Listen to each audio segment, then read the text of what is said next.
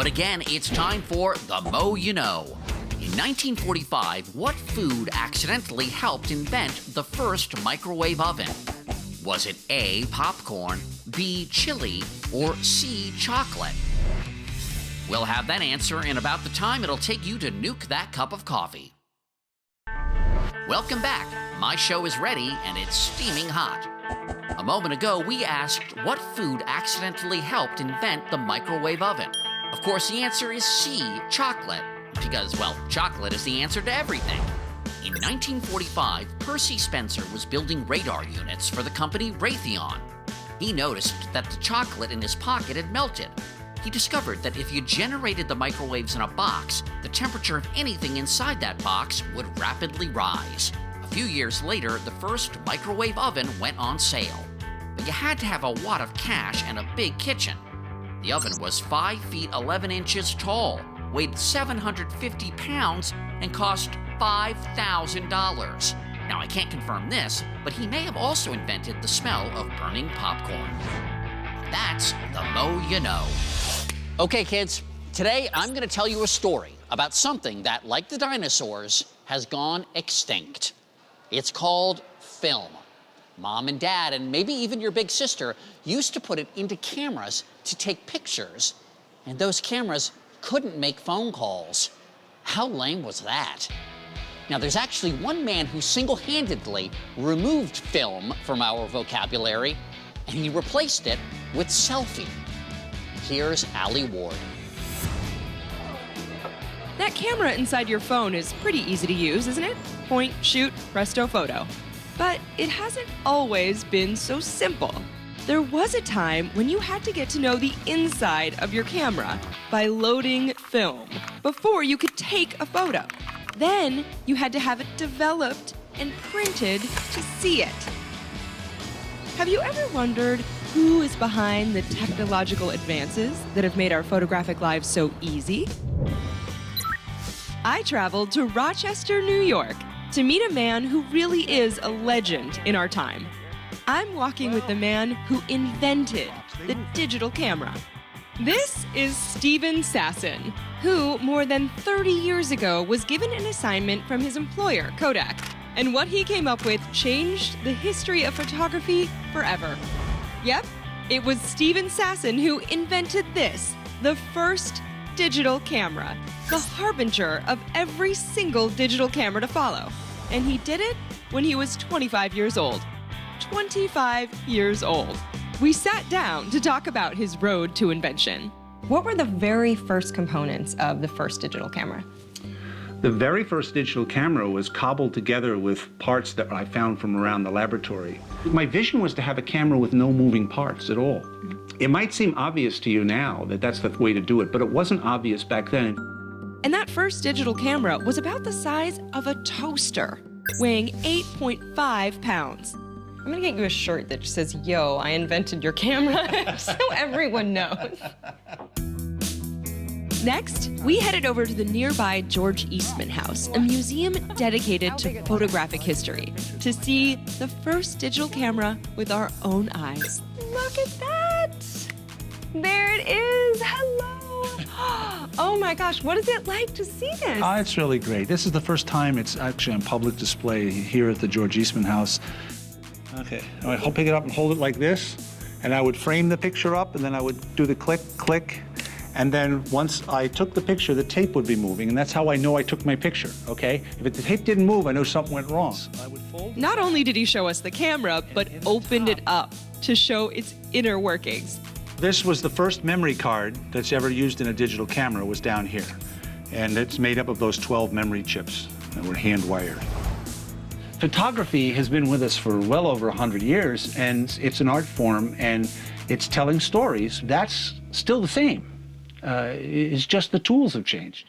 I feel like we have to commemorate this with what else but a digital selfie. Oh, I mean, absolutely. come on. We have to do that. You ready? Okay. And it wouldn't be a digital selfie without a little bit of duck lips. Duck lips. A little. Okay, duck lips. Got it. Amazing. Coming up, seeing through the future of solar. That and vocabulary are next.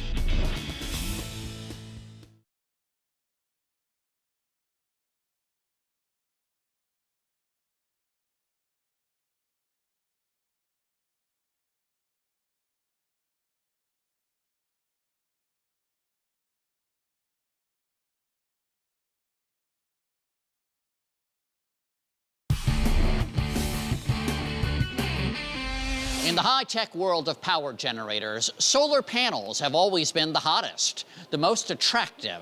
They don't have those unsightly chimneys or nuclear cooling silos, just sleek black panels capturing the sun's rays.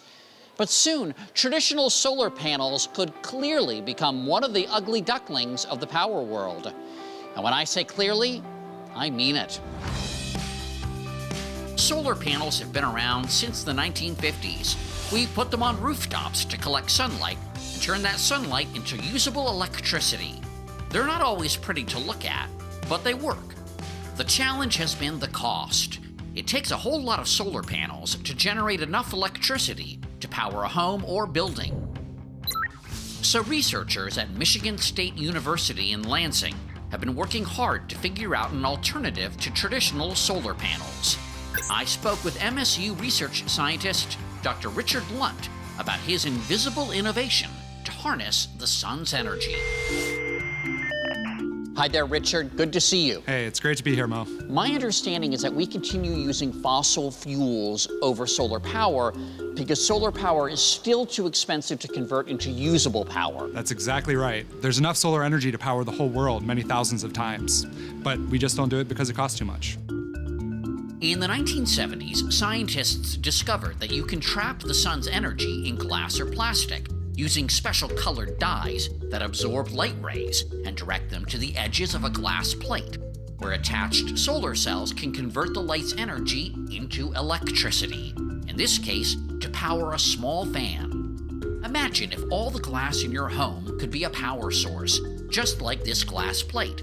Unfortunately, you'd have to color coat or dye every window in your house to produce significant energy, so your view would be tinted green, yellow, or red. Dr. Lunt's challenge was to develop a dye for glass that could absorb a lot of light and still let you see outside. In other words, a clear dye. This required some crazy chemical engineering. I heard that you and your students designed new molecules for your clear solar panels. How do you even do that? So you rely on inspiration from nature, and you take molecules that we have found, and we try to make them do something new and exploit those properties to make a new kind of application, a new kind of solar cell. After 2 years of experimentation, Dr. Lunt and his team have discovered a formula for creating a clear, light energy absorbing dye. As of now, a glass plate painted with Dr. Lunt's clear dye absorbs about 20% of the light that hits it. Do you envision a future where glass buildings power themselves? Absolutely. Even with the metrics that we are able to achieve today, this looks like a very good energy savings, saving some buildings as much as 10 to 50% of their energy consumption. It won't be the only solution, but we see it as being a very important solution. Thanks, Richard. I think we all look forward to homes that come with power windows as standard equipment. Thanks, Mo. After a short break, it's that time to define. Allie Ward has vocabulary. Next.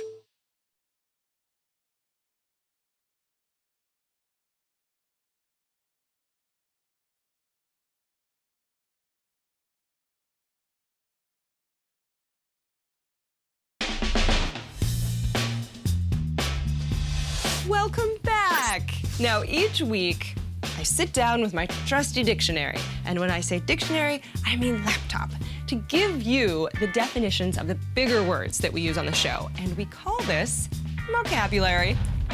Now, in my story about the inventor of the first digital camera, I said this: The first digital camera, the harbinger of every single digital camera to follow. Now, harbinger is a noun. It means one that pioneers in or initiates a major change. So, Steve Sassen's digital camera was a harbinger of the 3 Ps. He changed pictures, but also what's in your pockets and your purses. In Adam Yamaguchi's story on snake robots, this was said. Each time we iterate, we make the mechanism better and better.